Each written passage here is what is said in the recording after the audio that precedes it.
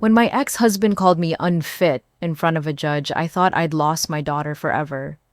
But then my 6-year-old did something that left the entire courtroom speechless. What evidence could a first grader possibly have that would silence a room full of lawyers? You're about to find out why sometimes the smallest voice carries the biggest truth. The fluorescent lights buzzed overhead like angry wasps as I sat in that sterile courtroom, my hands trembling despite my best efforts to appear calm. The wooden benches felt cold against my back, worn smooth by thousands of other people who'd sat here before me, fighting their own battles for justice. Every creak of someone shifting in their seat made my heart race faster. Every whispered conversation between lawyers made my palms sweat more. The smell of old leather and industrial cleaning products filled the air, mixing with the anxiety that seemed to seep from the walls themselves. This wasn't just any hearing. This was the day that would determine whether I'd lose my daughter forever.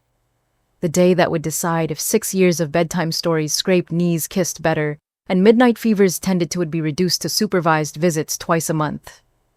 Lucas sat across the aisle from me, and the contrast couldn't have been more stark. His expensive navy blue suit was perfectly pressed, not a wrinkle in sight, his Italian leather shoes polished to a mirror shine.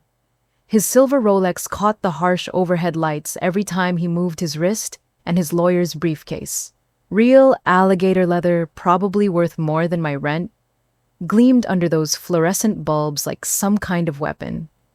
He looked every inch the successful businessman he'd always prided himself on being. His posture screamed confidence, shoulders back, chin up like he'd already won before we'd even begun.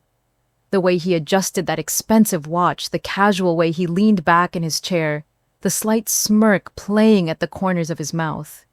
Everything about him radiated this unshakable certainty that made my stomach twist into knots. I watched him flip through a thick folder of documents, each page crisp and organized with colored tabs. His lawyer had clearly spared no expense in preparing their case. Meanwhile, my own folder looked pathetic in comparison. A few bank statements, some character references, and a handful of photos showing Sophia happy in our modest apartment. But here's what really got to me: the way he smiled at the judge when she walked in. Not nervous, not worried, just satisfied. Like this whole thing was just another business meeting he was about to dominate. Like my entire world crumbling was just another Tuesday for him. His lawyer, this silver-haired man in $1,000 suit, leaned over and whispered something in Lucas's ear. Whatever it was made Lucas chuckle softly, and that sound made my blood run cold. They were enjoying this. They were actually enjoying the process of trying to take my daughter away from me. Meanwhile, I could barely keep my breakfast down. My palms were so sweaty I had to keep wiping them on my navy blue skirt. The same skirt I'd worn to my college graduation, the only professional-looking thing in my closet that still fit properly. I'd paired it with a white blouse I'd found at Goodwill and my only pair of dress shoes, which pinched my feet but made me feel slightly more prepared for battle. My heart was pounding so hard I swear everyone in that room could hear it. This was my worst nightmare playing out in real time, every fear I'd had since the divorce proceedings began manifesting in this cold, intimidating space. And Lucas looked like he was enjoying every second of it. The courtroom itself felt designed to intimidate. High ceilings that made you feel small, dark wood paneling that absorbed light and hope, and windows positioned too high to see out of. The American flag hung limply in the corner, and the state seal mounted behind the judge's bench seemed to stare down at everyone with judgment. Other families filled the rows behind us, each fighting their own custody battles. I could see the same fear in other mothers' eyes, the same desperation in fathers' faces. But somehow that didn't make me feel less alone. If anything, it made the whole situation feel more hopeless. Like this was just another day in a machine designed to tear families apart. Then I turned around, and my heart nearly shattered into a million pieces. There was my 6-year-old Sophia, her tiny hand clutched so tightly in my mother Carol's grip that both their knuckles had gone white. Carol was trying to stay strong. I could see her forcing her shoulders back, lifting her chin in that determined way she'd taught me growing up. But even she looked shaken today. The worry lines around Carol's eyes were etched deeper than I'd ever seen them. She'd been my rock through this whole nightmare, showing up every day with lasagna and hugs, and the kind of unwavering support that only mothers know how to give. But sitting in that courtroom watching her granddaughter's future being decided by strangers, even Carol looked fragile. Sophia's big brown eyes were darting around the courtroom like a scared animal looking for escape routes. They moved from the judge's empty chair to the American flag, to the intimidating seal on the wall, taking in all the symbols of authority that probably seemed impossibly big and scary to someone so small. She was wearing her favorite purple dress, the one with tiny flowers scattered across the fabric that she'd picked out herself at Target 3 months ago. She'd stood in that clothing aisle for 15 minutes, running her small fingers over different options, finally choosing this one, because she said it made her feel brave. The dress had a small white collar and came with a matching purple hair ribbon that she'd insisted on wearing every day since. But right now, she looked anything but brave. She looked terrified, overwhelmed, like she was drowning in adult problems she couldn't possibly understand. Her legs barely reached the floor from where she sat, and they swung slightly with nervous energy. When our eyes met across that sterile room, she tried to give me a little wave with her free hand, but I could see it shaking. That tiny gesture, so innocent and trusting, nearly broke me completely. That's when it hit me with full force. This wasn't just about me anymore. This innocent little girl was watching her entire world potentially crumble, and she didn't even understand why. The bailiff's voice cut through my spiraling thoughts like a knife. All rise for the Honorable Judge Patricia Williams. The sound of 30 people standing up at once filled the room. Chairs scraping against polished floors, papers rustling fabric, moving the collective intake of breath from people whose lives were about to be decided. But all I could focus on was Lucas's face in my peripheral vision. He was still wearing that same confident smirk, like he knew something I didn't. Like he had an ace up his sleeve that would destroy everything I'd fought for. The way he straightened his already perfect tie, the casual way he buttoned his suit jacket, everything about his body language screamed victory before the battle had even begun. But let me take you back 3 weeks before that courtroom nightmare, because you need to understand what our life was really like.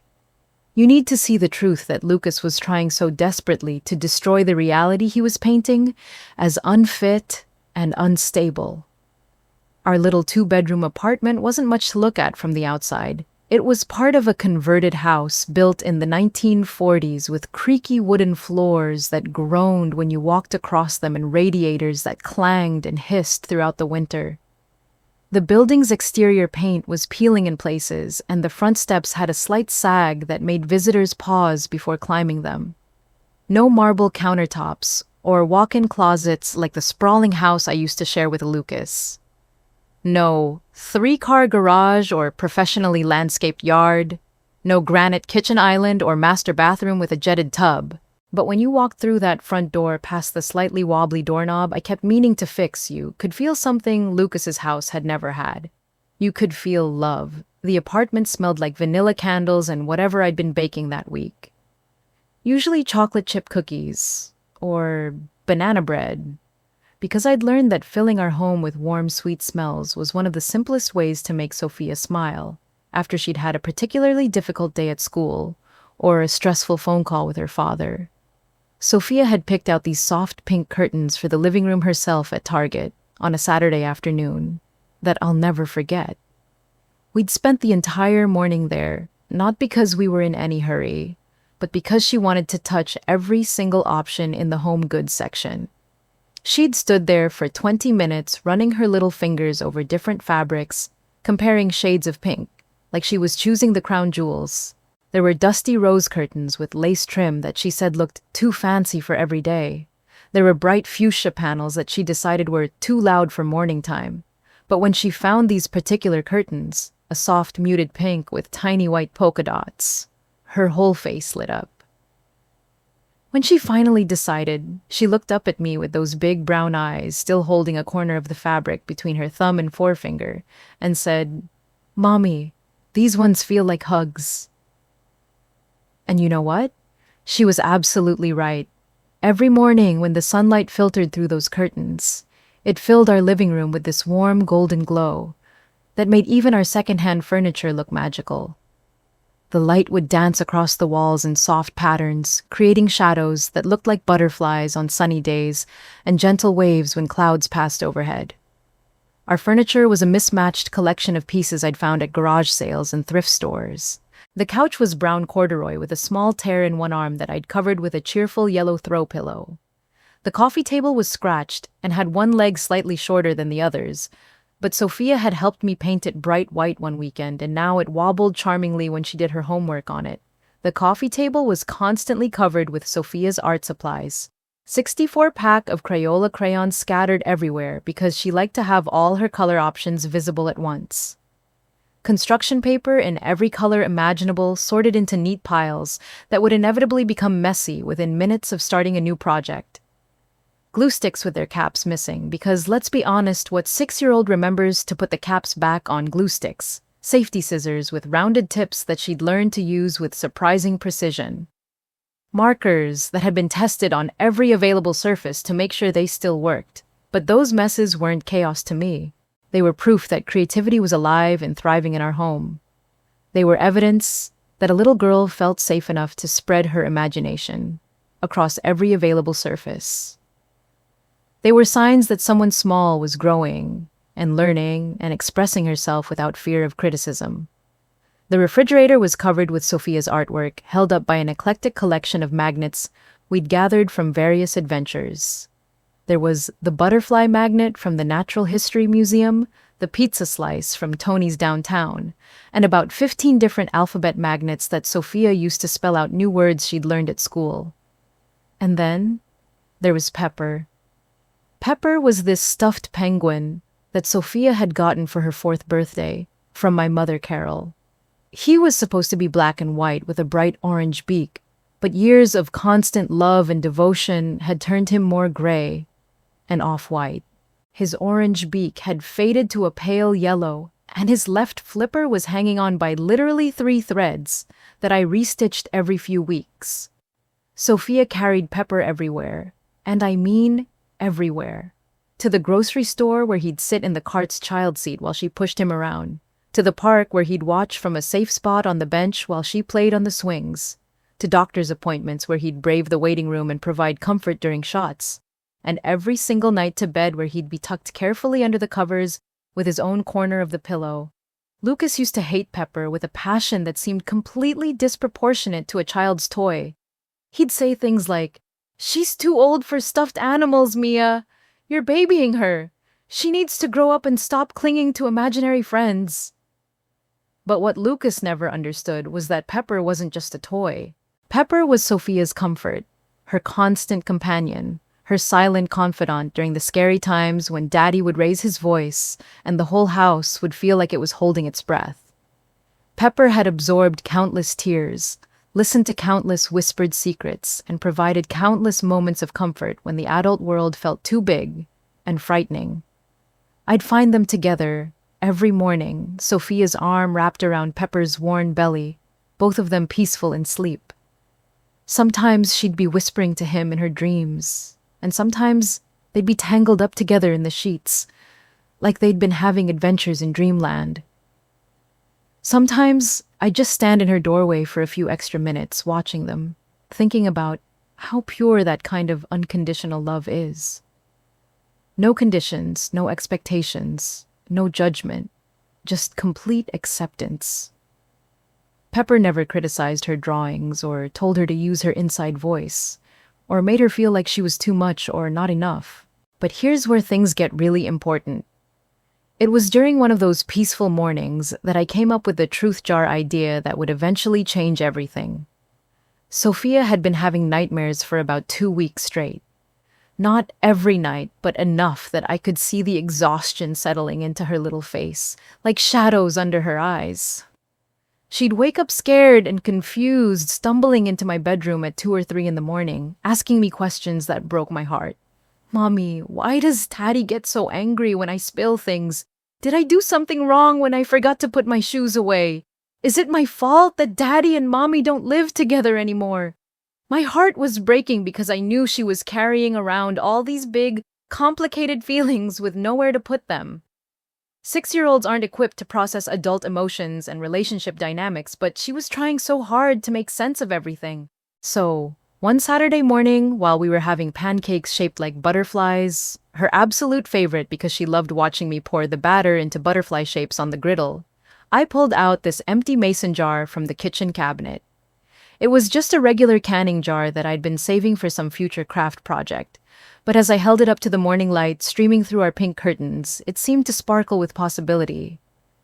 Sophia, honey, you know how sometimes you have thoughts in your head that feel too big and scary to talk about. She nodded solemnly, syrup dripping down her chin as she considered the question, with the seriousness that only children can bring to important conversations. Well, this is going to be our truth jar. Anytime you have a feeling or a thought that's too heavy to carry around by yourself, you can tell the truth jar. And you know what? The truth jar will keep all your truths safe until you're ready to share them with someone else. Her eyes lit up like Christmas morning. Really, it can hold secrets. Not secrets that could hurt someone, baby, but truths about how you feel. Absolutely. And whenever you're ready, we can open the jar together and talk about whatever you've put inside. From that day forward, Sophia would whisper to that jar every night before bed. I'd hear her little voice through the thin walls that separated our bedrooms, speaking in hushed tones about her day, her feelings, her fears. Truth jar today. Daddy scared me when he yelled at Mommy on the phone, and I hid in my closet with Pepper until he stopped. Truth jar, I love living with Mommy because she makes the apartment smell like cookies, and she reads me 3 stories, instead of just 1. Truth jar, I wish Daddy would learn to use his inside voice like we do at school. It became this sacred ritual between us, this safe space where a little girl could unload the weight of adult problems that no child should have to carry. And what Lucas didn't know, what he couldn't have known because he never paid attention to the small, important moments, was that Sophia was documenting everything in her own innocent, honest way. Then, there was my mom, Carol. God bless that woman, because she showed up for us in ways that still make me tear up when I think about them. Carol was 68 years old, a retired elementary school teacher who devoted her entire career to understanding children and helping them feel safe and valued. Every Tuesday, like clockwork, she'd appear at our door with a casserole dish wrapped in aluminum foil and a smile that could light up the darkest day. It was never just the food, though. It was the way she'd bustle into our kitchen, rearranging things, wiping down counters that were already clean, organizing the spice rack that didn't need organizing just so she could spend more time with us. The casseroles were legendary.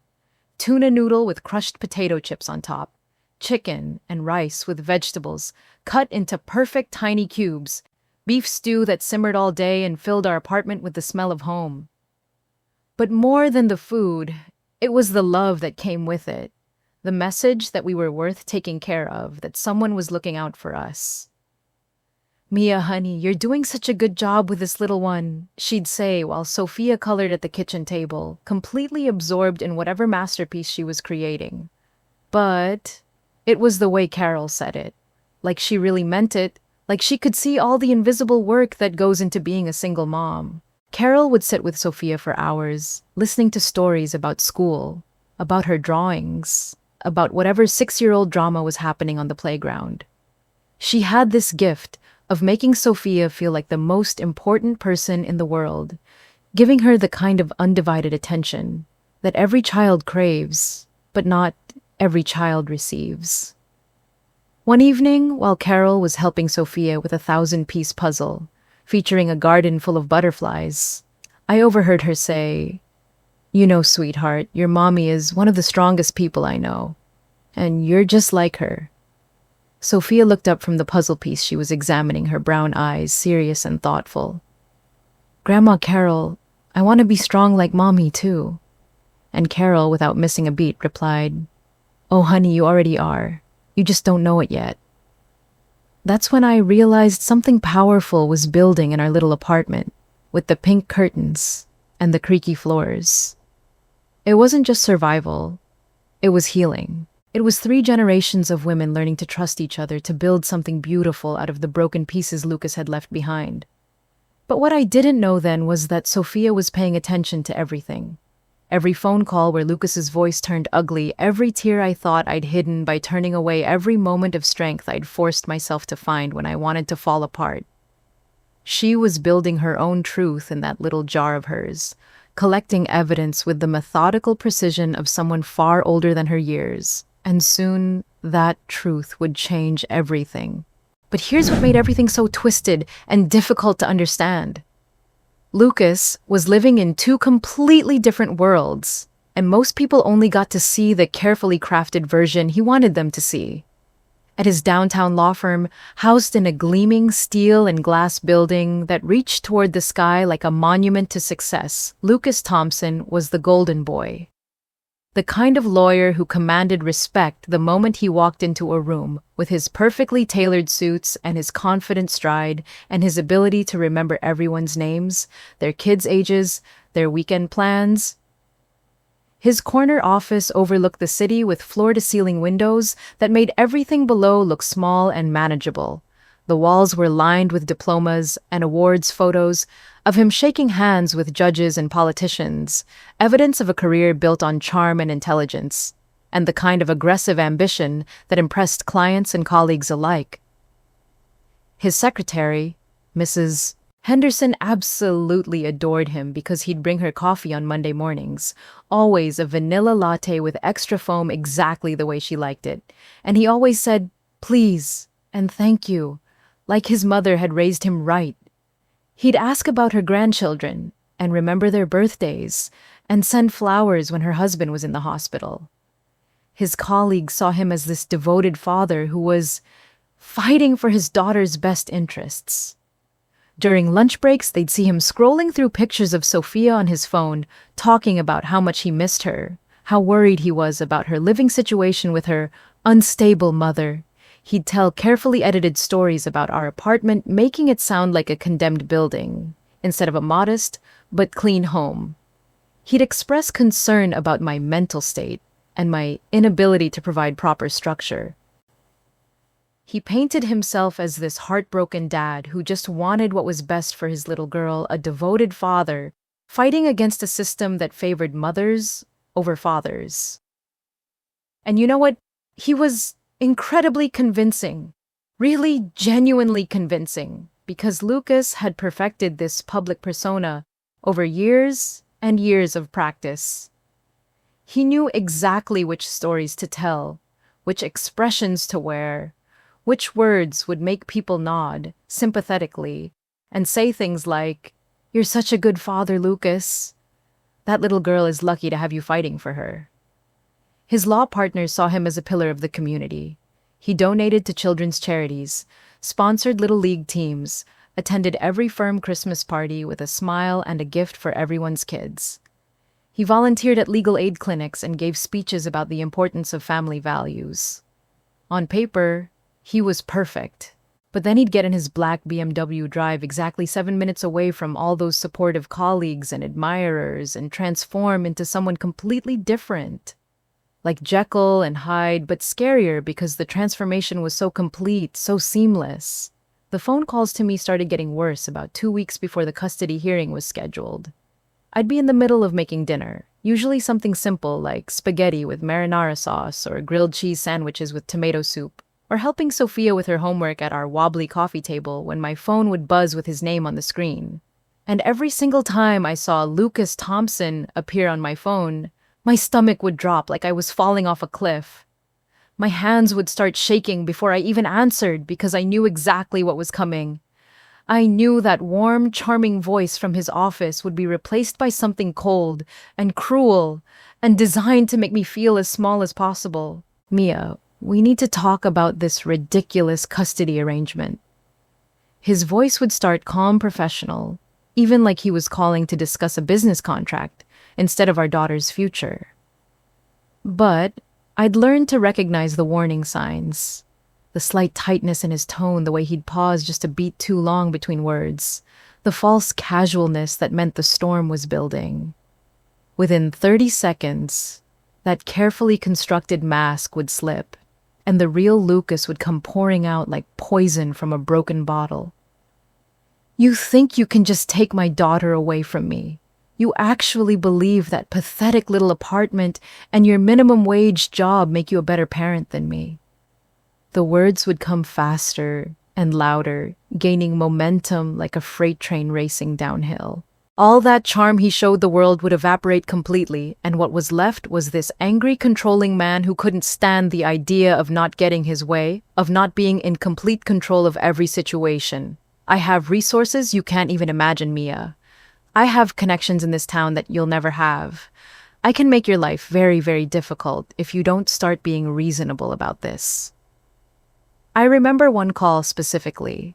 It was a Thursday evening in late March, and there was this massive thunderstorm rolling in from the west. The sky had turned this ominous dark green color that made everything look apocalyptic, and you could feel the electricity building in the air, like the whole world was holding its breath. The wind was picking up, rattling our windows in their frames, and making the whole building creak and groan. Tree branches scraped against the siding, and the first drops of rain were starting to hit the glass in sporadic bursts that sounded like tiny fists knocking. Sophia was in her room supposedly doing homework, but actually reorganizing her crayon collection by color intensity, a project that could keep her occupied for hours. I was folding laundry on the couch, trying to get through the never-ending pile of clothes that seemed to multiply when I wasn't looking. My phone rang just as the first rumble of thunder started rolling across the sky like a bowling ball in the distance. You're poisoning her against me, Mia. I know that's exactly what you're doing, filling her head with lies about her father, making her afraid of me so she'll want to stay with you. The storm outside seemed to sync perfectly with the storm in his voice, like nature was providing a soundtrack to his rage. As the rain started pounding harder against our windows, his accusations got more vicious, more personal, more designed to cut deep. You're nothing without me. You understand that nothing. A failed marriage, a dead-end job, living in a rundown apartment like some kind of charity case. And when I get custody of Sophia, she's going to see exactly what kind of person her mother really is. Lightning flashed outside, illuminating our whole apartment for just a second, in stark white light, and in that moment, I saw something that made my blood freeze. Sophia was peeking around the corner from her bedroom, her small face pale and frightened. Pepper clutched tightly to her chest. She'd been listening. God only knew how much she'd heard, how many of these cruel conversations she'd witnessed without my knowledge. How many times had she stood in that doorway, absorbing poison that no child should ever have to hear, as Lucas kept screaming through the phone about lawyers and court dates and how he was going to destroy me. I watched my 6-year-old daughter's face crumple with fear and confusion. The thunder crashed overhead like the world was splitting open, and she jumped running back to her room as fast as her little legs could carry her.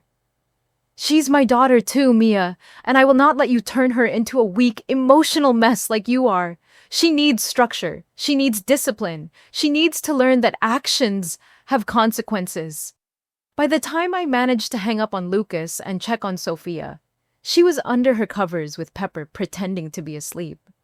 But I could see her little shoulders shaking with suppressed sobs, and when I gently pulled back the blanket, her eyes were red and puffy from crying. "Mommy," she whispered, "why does Daddy sound so angry when he talks to you?" And I had no good answer for that question. How do you explain to a 6-year-old that sometimes people we love can also hurt us? How do you help a child understand that anger and love can exist in the same person, in the same relationship? The next morning, I found something that broke my heart into a million tiny pieces and showed me just how much damage was being done to our little girl. Sophia had been keeping this little journal, just a cheap notebook with flowers on the cover that she'd picked out at the dollar store during one of our Saturday morning adventures. It cost 99 cents, but she'd saved up her allowance for 2 weeks to buy it herself because she said she wanted to be a real writer like the authors of her favorite books. Usually that journal was filled with sunshine and happiness, stick figure families holding hands under rainbow skies, our apartment drawn with hearts floating over it like cartoon bubbles. Pictures of her and Pepper having tea parties and adventures, bright yellow suns with smiling faces and clouds that looked like cotton candy. But that morning, when I went to wake her up for school, the journal was open on her nightstand instead of safely tucked away in her special memory box. And what I saw made me realize just how much trauma Lucas was inflicting on our innocent little girl. The page was covered in dark, angry scribbles that looked like they'd been made during a nightmare. Storm clouds drawn with black crayon pressed so hard into the paper that it had torn in several places. Lightning bolts that looked more like jagged scars slashing across the page. Rain that fell in violent diagonal lines instead of gentle drops. And in the middle of it all, 3 stick figures that told a story no child should have to illustrate. One figure was much bigger than the others, drawn in harsh black lines with an angry red scribble for a mouth. The 2 smaller figures were standing far away from the big one, and one of them had blue teardrops falling from its circle face like a broken faucet. At the bottom of the page in her careful first-grade handwriting with letters that wobbled slightly because her hand had been shaking, she'd written, "Daddy is loud like thunder. It scares me and makes Mommy cry." I just stood there in her doorway, holding that journal with trembling hands, feeling like the absolute worst mother in the world. How had I let this happen? How had I not protected her better from the ugliness that was supposed to be contained between Lucas and me? But the drawings weren't even the worst part. The worst part was what started happening at night, the physical manifestation of all the emotional trauma she was carrying around. Sophia had been potty trained since she was 3 years old, one of those early achievers who figured it out quickly and never looked back. We'd never had accidents, not even during the initial separation, when everything was chaos and uncertainty. She'd been proud of being a big girl who didn't need diapers or pull-ups anymore. But suddenly, about a week after that terrible phone call during the thunderstorm, I was washing sheets every other day. She'd wake up embarrassed and crying, apologizing over and over like it was somehow her fault that her nervous system was overwhelmed. "I'm sorry, Mommy. I'm sorry, I'm sorry, I'm sorry." The words would tumble out between sobs as she stood in her doorway at 3 in the morning, her pajamas wet and her dignity shattered. And I'd hold her in my arms while I stripped her bed and put fresh sheets on the mattress, telling her it was okay that these things happened, that she had absolutely nothing to be sorry for. But inside, I was screaming, because I knew this wasn't about her bladder or her physical development. This was about a little girl's nervous system being so overwhelmed by fear and stress that her body was shutting down, reverting to earlier stages of development as a coping mechanism. The guilt was eating me alive, consuming every quiet moment with devastating what-ifs. Every night I'd lie awake thinking, maybe Lucas is right. Maybe I am unfit. Maybe a good mother would have found a way to protect her daughter from all of this chaos and pain. Maybe a good mother wouldn't have let her marriage fall apart in the first place. I started second-guessing every single decision I'd made over the past 2 years. Should I have stayed with Lucas for Sophia's sake, endured his criticism and control to give her a stable 2-parent home? Should I have tried harder to make it work, been more patient with his moods, more understanding of his need to be in charge of everything? Was I being selfish by wanting a life free from his constant criticism and control? Was I putting my own happiness ahead of my daughter's well-being?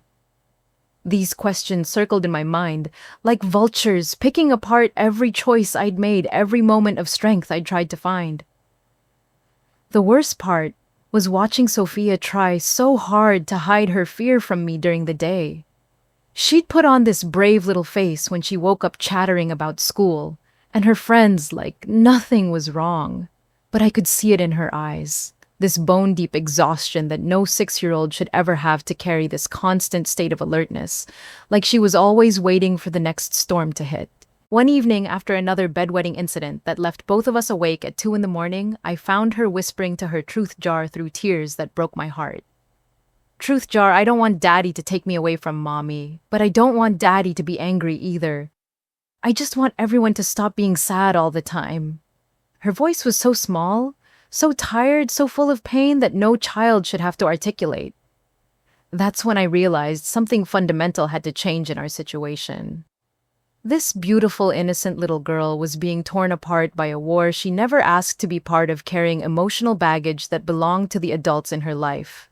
And whatever it took, whatever price I had to pay, whatever battle I had to fight, I was going to find a way to protect her from this chaos and give her back her childhood. I just had no idea that she was already finding a way to protect both of us, collecting truth in that little jar with the wisdom and courage of someone far beyond her years. The morning of the custody hearing, I barely slept.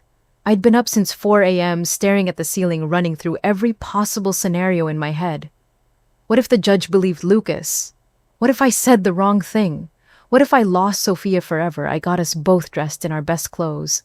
Sophia wore her purple flower dress, the brave one, and I put on the navy blue suit I'd bought specifically for this day. It had taken me 3 months to save up for it, but I needed to look like the kind of mother who deserved to keep her child. The drive to the courthouse felt like it took forever, and no time at all.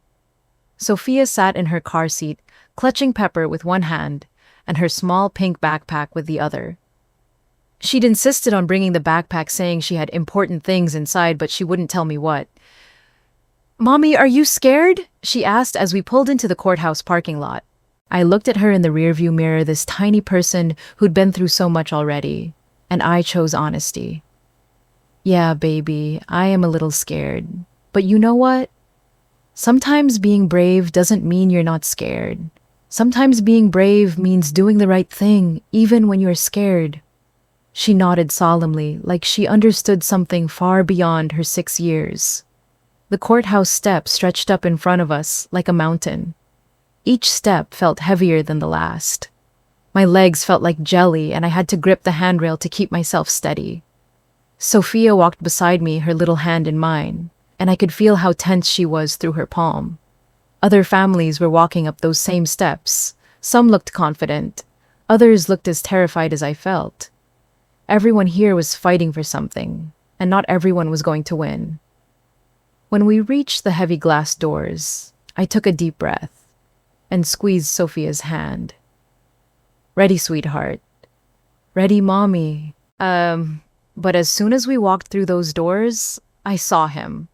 Lucas was standing near the information desk, checking his phone, looking every inch the successful attorney, in his perfectly tailored charcoal suit.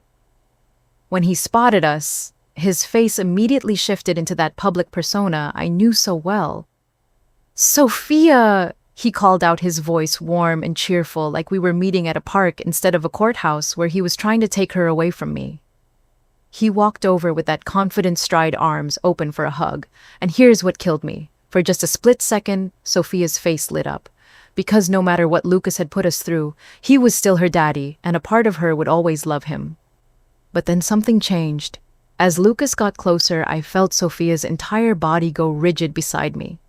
Her hand tightened in mine, and she took a small step backward, pressing herself against my leg. Lucas noticed it too.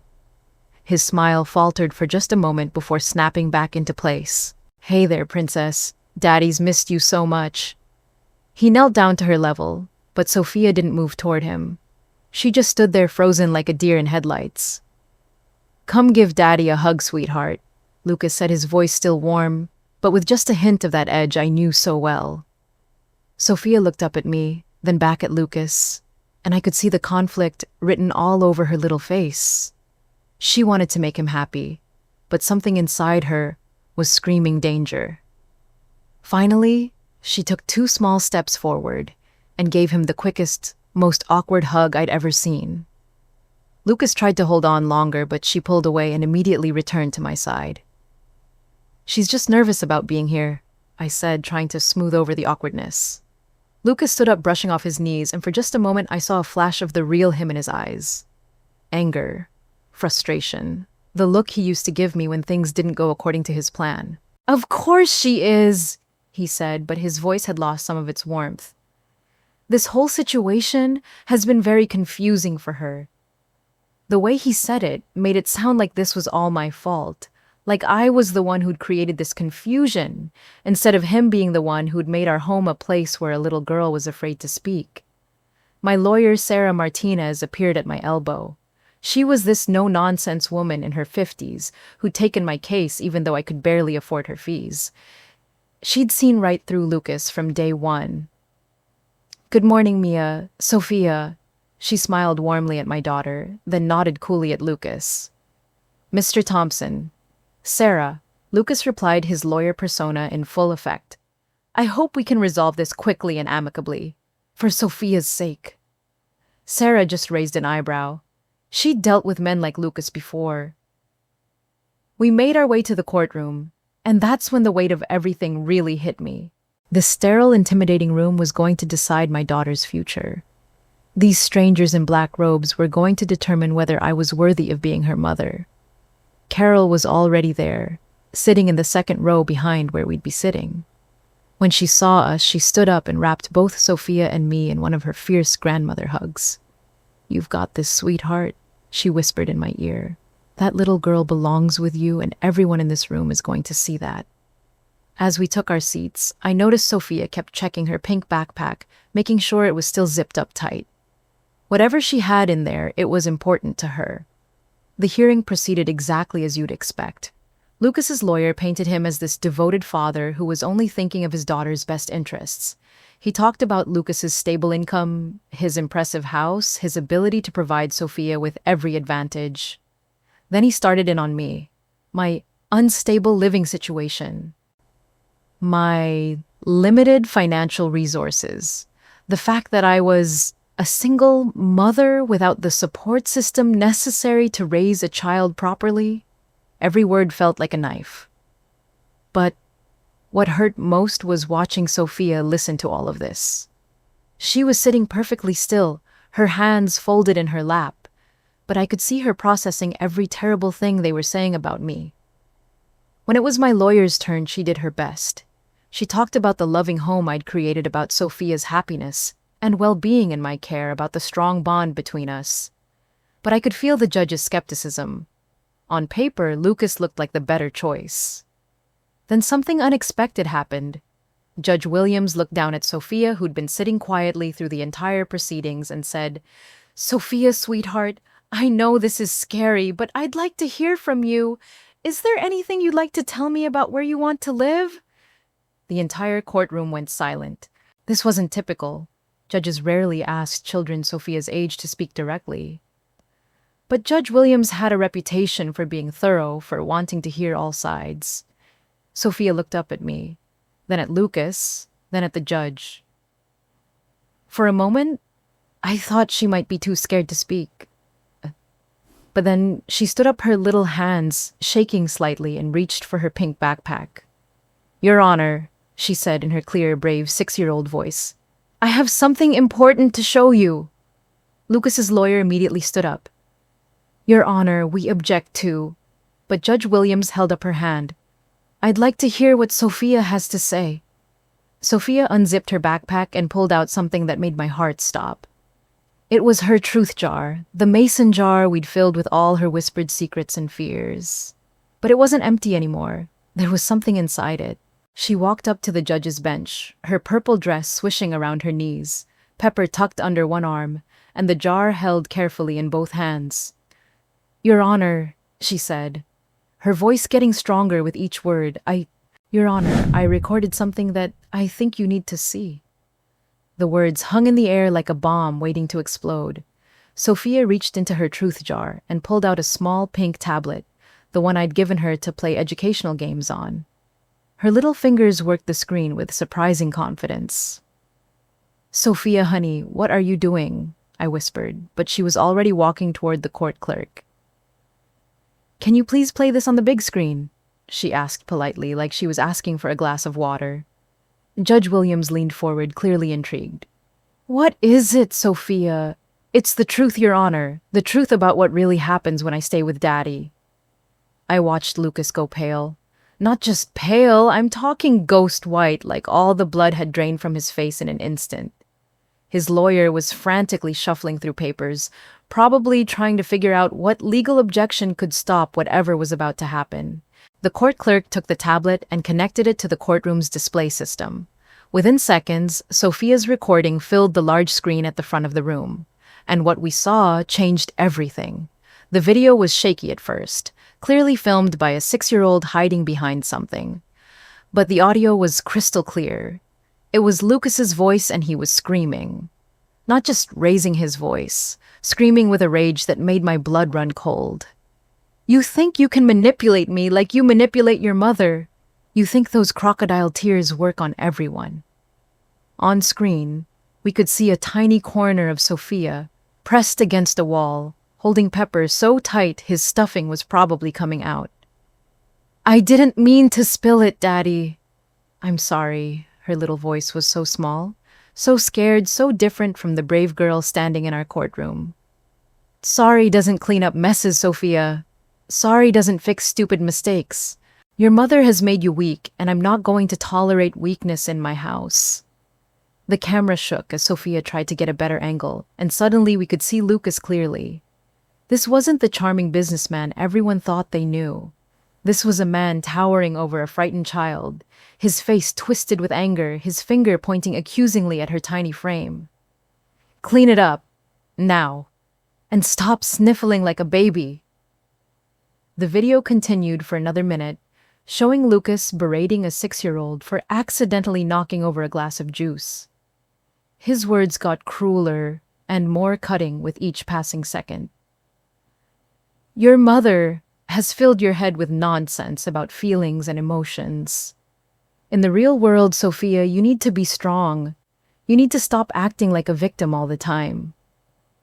When the video ended, the courtroom was so quiet you could hear the air conditioning humming. Every person in that room had just witnessed something that couldn't be explained away or justified. But Sophia wasn't done. Your Honor, I have 5 more videos like that one, and I also recorded the phone calls he makes to Mommy when he thinks I'm asleep. She pressed another file on her tablet, and suddenly the courtroom was filled with Lucas's voice again. But this time, it was the voice from those late-night phone calls that had terrorized our home. You're going to regret taking my daughter away from me, Mia. I will destroy you in court. I will make sure everyone knows what a pathetic excuse for a mother you are. The recorded Lucas continued his vicious tirade, while the real Lucas sat frozen in his chair watching his entire public persona crumble in real time. I know judges in this town, Mia. I know people who can make your life very difficult. You think you can win this? You're delusional. Judge Williams held up her hand, signaling for the audio to stop. The silence that followed was deafening. Sophia, the judge said gently, how long have you been recording these conversations? 2 months, Your Honor. Ever since Mommy taught me about the truth jar, I decided I needed to save the truth so adults would believe me. 2 months.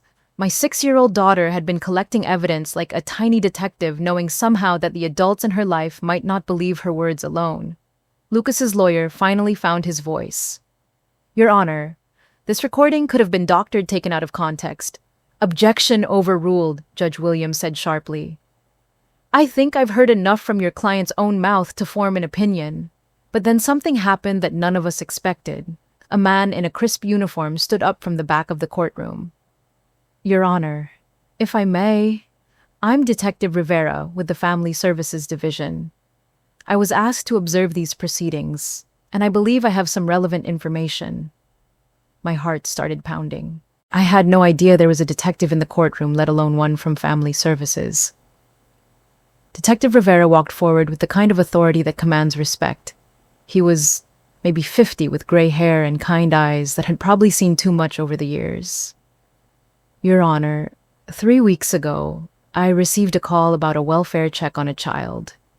A neighbor reported hearing what sounded like an adult screaming at a child in Mr. Thompson's residence. Lucas shot up from his chair. That's completely... Mr. Thompson, please sit down, Judge Williams ordered. Detective Rivera continued. When I arrived at the residence, I found Sophia alone in her room, visibly distressed. Mr. Thompson claimed she was being dramatic and that he was simply teaching her discipline. The detective pulled out a small notebook and flipped through a few pages. During my interview with Sophia that day, she told me, and I quote, Daddy gets really angry when I make mistakes. He says Mommy made me weak, but I don't think I'm weak. I think he's just loud. You could have heard a pin drop in that courtroom. The child also showed me several drawings she'd made depicting what she called the angry storms at Daddy's house. When I asked her to explain, she said, "Sometimes Daddy's voice gets as loud as thunder, and I have to hide until the storm is over."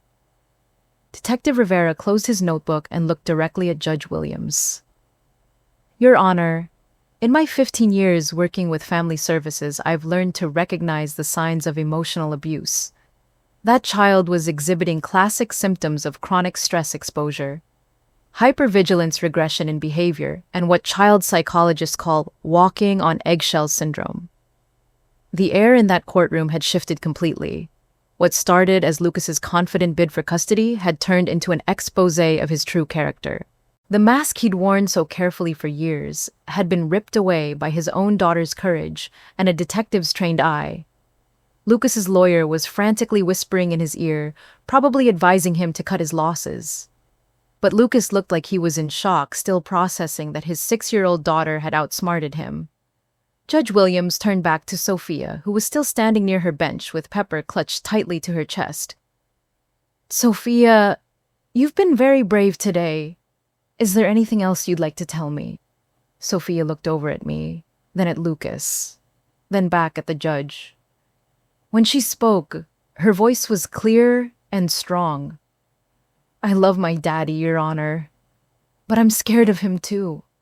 At Mommy's house, I never have to hide when someone gets angry, because Mommy doesn't get angry like that. At Mommy's house, I can be myself without worrying about making mistakes." She paused, adjusting Pepper in her arms. "I want to stay with Mommy. And maybe someday when Daddy learns how to use his inside voice, we can have play dates again." The wisdom of those words, coming from someone so small, hit everyone in that room like a freight train. This wasn't a vindictive child trying to hurt her father. This was a little girl who understood the difference between love and fear, and who was brave enough to choose love. Judge Williams didn't deliberate for long. She asked Sophia to return to her seat, then looked out over the courtroom with the kind of expression that said she'd made up her mind completely. In my 23 years on the bench, I have rarely seen a case where the truth was presented so clearly by someone so young. The evidence presented today, both video and audio recordings as well as Detective Rivera's professional assessment, paints a disturbing picture of emotional abuse. She turned her gaze directly to Lucas, and I watched him shrink under her stare. "Mr. Thompson, your behavior toward your daughter and your ex-wife is not only inappropriate, it's harmful to a child's development. The recordings we've heard today demonstrate a pattern of verbal abuse, intimidation, and psychological manipulation that has no place in any child's life." Lucas's lawyer tried one last desperate attempt. "Your Honor, my client would like to request—" "Your client will remain silent," Judge Williams cut him off sharply. "I'm not finished." The entire courtroom held its breath. Furthermore, the fact that a 6-year-old child felt the need to secretly record these interactions shows a level of fear and hypervigilance that concerns me deeply. Children should never have to document abuse to be believed. She picked up her gavel, and in that moment, I knew our nightmare was about to end. Based on the evidence presented today, I am awarding full custody of Sophia Marie Thompson to her mother, Mia Thompson. Mr. Thompson's visitation rights are hereby suspended pending completion of a court-mandated anger management program and family therapy. This court is adjourned. The sound of that gavel hitting the wooden block was the most beautiful sound I'd ever heard. It echoed through the courtroom like a bell announcing freedom. I couldn't even process what had happened for a few seconds. Then Sophia was in my arms, and we were both crying. But these were different tears. These were tears of relief, of joy, of finally being safe. "We did it, Mommy," she whispered in my ear. "We told the truth, and they believed us." I held her so tight I was afraid I might squeeze the breath out of her. Over her shoulder, I could see Lucas gathering his papers with shaking hands. His lawyer was talking urgently in his ear, but Lucas wasn't listening. He looked like a man whose entire world had just collapsed. For a moment, I almost felt sorry for him. Almost. But then I remembered all the nights Sophia had woken up, afraid, all the bedwetting incidents, all the drawings filled with storm clouds, and any sympathy I might have felt disappeared. Carol wrapped both of us in one of her fierce grandmother hugs, tears streaming down her face. "I knew it," she kept saying. "I knew that little girl was stronger than all of us." Detective Rivera approached us as we were gathering our things. "Ms. Thompson, I want you to know that Sophia's bravery today was extraordinary. In all my years working these cases, I've never seen a child that young have the presence of mind to collect evidence like that." He knelt down to Sophia's level. "You're a very smart and very brave little girl, Sophia. What you did today wasn't just brave, it was heroic." Sophia beamed at him. "I learned it from watching detective shows with Grandma Carol. They always say you need evidence to prove the truth." After we left the courthouse, I knew Sophia needed some normalcy. Some celebration that wasn't about courts and lawyers and scary adult stuff. So we drove to Murphy's Diner, this little 1950s-style place with red vinyl booths and a jukebox that actually worked. We slid into our favorite booth in the back corner, and I ordered Sophia a chocolate milkshake with extra whipped cream. She deserved whatever she wanted after what she'd been through. "Mommy," she said, stirring her milkshake with a red-striped straw. "Is it over? Like really over?" I looked at my daughter, this incredible little person who'd saved us both, and chose my words carefully. "The scary part is over, baby. We're safer now. Daddy can't take you away from me anymore." "But what if he gets angry again?" "He might, sweetheart. But here's the thing. His anger can't hurt us anymore. The judge made sure of that. And you know what else? What? You showed everyone today that you're not afraid to tell the truth, even when it's hard. That's a superpower, Sophia. Not everyone has that kind of courage." She took a long sip of her milkshake, getting whipped cream on her nose. "Mommy, do you think Daddy will ever learn to use his inside voice?" The question broke my heart and filled me with hope at the same time. Even after everything, she still wanted to believe her father could change. "I don't know, baby. I hope so. But what I do know is that we're going to be okay no matter what. You and me and Grandma Carol and Pepper, we're a family, and families take care of each other." That night, after we got home to our little apartment with the pink curtains and the scattered art supplies, I found Sophia in her room with her journal. She was drawing again, but this time the pictures were different. Instead of storm clouds, she was drawing sunshine. Instead of angry stick figures, she was drawing hearts and flowers and butterflies. At the bottom of the page, in her careful first-grade handwriting, she'd written, "Today, I was brave like Mommy." I sat on the edge of her bed and watched her color in a bright yellow sun. "Sophia, can I tell you something important?" She looked up at me with those wise brown eyes.